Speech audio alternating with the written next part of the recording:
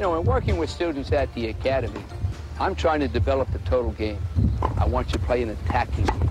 But as part of the total game, I also want a weapon, and that's what Andre Agassi has. He has a big forehand weapon. Why does he have a weapon? Number one, his dad said, Andre, hit that ball. I don't care where it goes.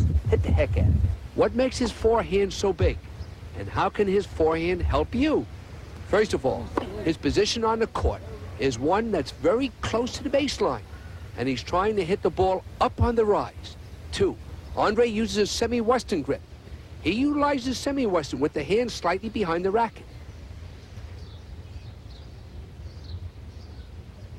Everything he does, his whole attitude is coming after the ball and attacking that ball.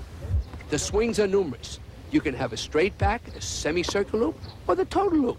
Andre uses the full circular swing. The benefit of this looping style backswing is its continuous motion.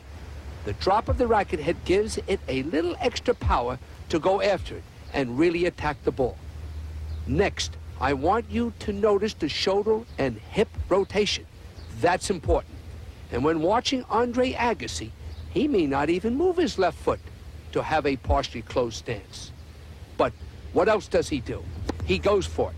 He extends his racket outward towards the target and then continues to follow through with the racket head coming back slightly above the left shoulder to complete the full swing.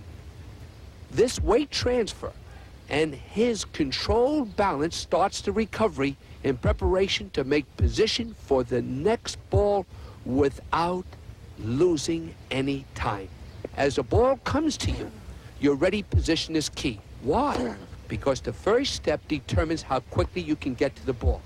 Let the stance be natural for you. Next, the racket head acceleration. Look at the racket head speed up. And this does not mean snapping your wrist. It means the racket head getting to the ball, going through the ball with lots of confidence. Speeding up on contact is the key. Hips and shoulders again are turned. The contact point, for the most part, should be out in front of you. But if the ball gets behind you, don't panic. Don't use excessive body motion or wrist snapping. Instead, let that racket head accelerate and make contact with confidence. Wait just a second and let that racket head do the speaking for you and speak up at the last second. The last thing I want to bring up is watching the ball. I think you should watch the ball from the time it leaves your racket, not watching the ball just when it leaves your opponent's racket. By doing this, you then can anticipate where the ball is going and what type of shot will be hit.